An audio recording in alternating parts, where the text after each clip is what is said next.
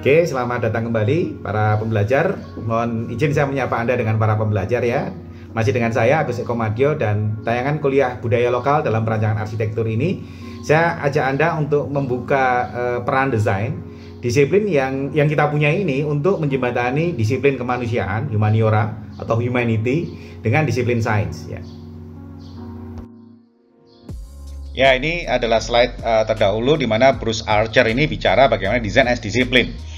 Jadi, nah ini perbandingannya adalah bahwa sains sebagai sebuah disiplin itu ada juga humanity sebagai sebuah disiplin, lalu desain sebagai disiplin yang ketiga setelah sains dan humanities.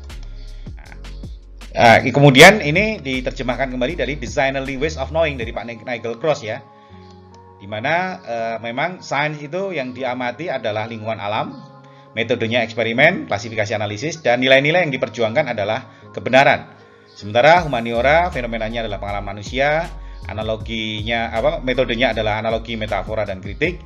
Sementara yang diperjuangkan adalah keadilan, dan desain adalah yang diamati itu lingkungan binaan ya. Kemudian metodenya seperti ini, ada pemodelan, pemulaan, dan sintesis, dan yang diperjuangkan adalah kecocokan atau adaptasi. Kita simak satu-satu ya. Disiplin pertama sains ya. Fenomena yang diamati adalah lingkungan alam.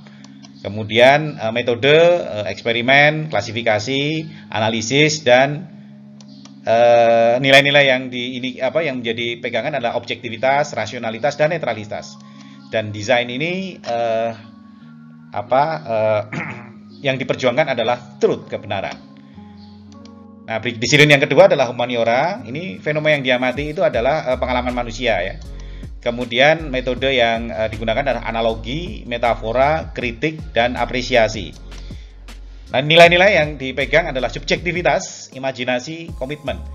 Ya, ini disiplin humaniora ini banyak digunakan untuk seni dan sastra ya. Dan kalau Anda tahu, kita tahu nilai-nilai yang diperjuangkan ini adalah keadilan atau justice. Nah, ini disiplin kita ya. Ketiga itu desain ya. Fenomena yang diamati ya, concern kita kan built environment ya, man-made world ya. Dunia yang dibangun oleh manusia, lingkungan yang dibangun oleh manusia. Nah, metode yang dikembangkan itu permodelan ya, pemulaan, lalu sintesis ya. Sintesis ini seperti kita membuat desain, membuat rancangan itu adalah sintesis.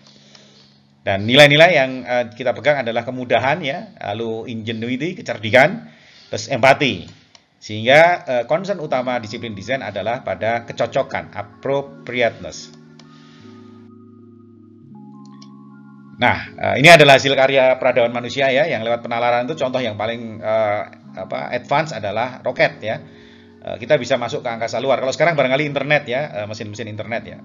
Itu adalah hasil disiplin sains dalam peradaban manusia. Kalau humaniora ini penghayatan ke dalam ini ya, lukisan-lukisan yang menjelajahi membuka, mengeksplorasi subjektivitas ya, kedalaman penghayatan manusia ini adalah hasil karya penghayatan ya, seni humaniora dalam sejarah peradaban manusia. Nah, kalau desain contohnya ini roda ya. Roda ini dari zaman dulu bentuknya seperti ini, lalu sampai sekarang bentuknya macam-macam ya. Ada roda kursi, ada roda racing ya, motor balap gitu. Nah, ini jadi hasil karya kerja ya, desain. Nah, yang menarik pemikiran Nigel Cross tentang Designerly Ways of Knowing ini kemudian mempengaruhi pemikir desain dari Indonesia, yaitu Pak Yuswadi Salia. Ya, beliau mengungkapkan sebuah pemikiran yang menurut saya ini sangat original ya, bahwa saat kita bekerja seperti yang dilakukan oleh para desainer, sebenarnya kita juga sedang berpikir ya, belajar sebuah cara untuk mendapatkan pengetahuan. Dan ini cara kita mendapatkan pengetahuan ketika kita bekerja mendesain ini setara dengan cara meneliti yang dilakukan oleh para ilmuwan, para saintis. Nah, pemikiran beliau beri nama pragma, dan saya pribadi mengartikannya adalah pengetahuan yang didapat dari tradisi berbuat. Nah, ini ya gambarnya, fotonya Pak Yuswadi. Nah, jadi beliau mendasarkan pemikirannya bahwa kecenderungan semua makhluk hidup itu untuk beradaptasi.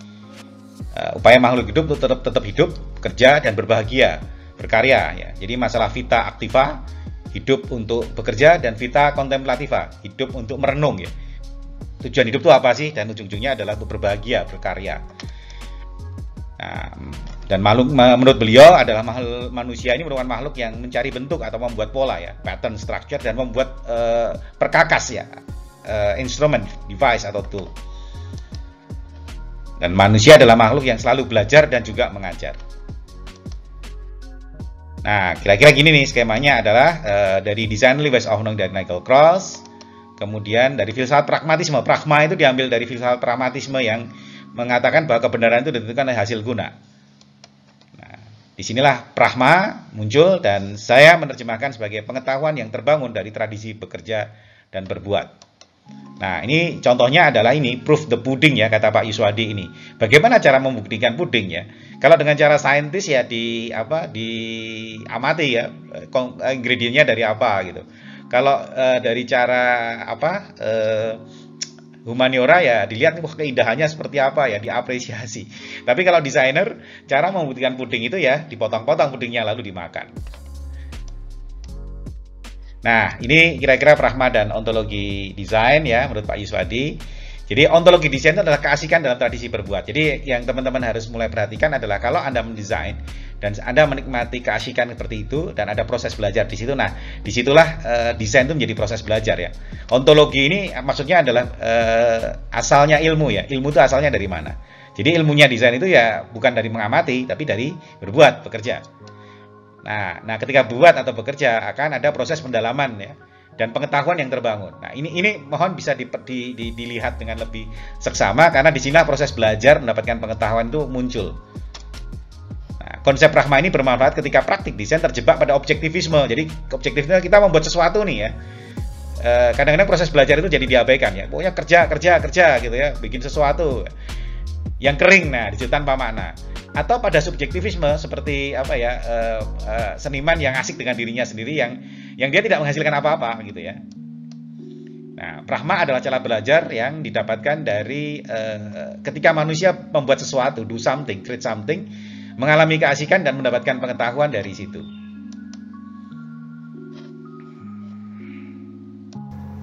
Nah, itu ya kira-kira saya berharap teman-teman sudah mulai memahami desain secara filosofi ya. Sesuatu yang praktikkan dalam profesi kita, dalam kerja kita. Namun bukan hanya sekedar urusan kerja, tapi juga urusan cara berpikir. Nah, desain ternyata juga menjadi sarana untuk belajar. Artinya, ketika desain disadari penuh sebagai cara mendapatkan pengetahuan, maka semakin intensif desainer dalam berpikir dan bekerja, ia akan semakin banyak mendapatkan pengetahuan atau semakin pandai ya. Nah, dan ini yang mengusik orang ya. Saya tayangan selanjutnya akan bicara mengenai design thinking. Jadi ketika desainer bekerja dan berpikir itu mengusik orang bahwa apa sih yang dipikirkan oleh desainer ya ketika dia bekerja ya. Kenapa banyak permasalahan-permasalahan yang rumit, wicked problem itu bisa diselesaikan dengan artistik ya, dengan kreatif oleh para desainer.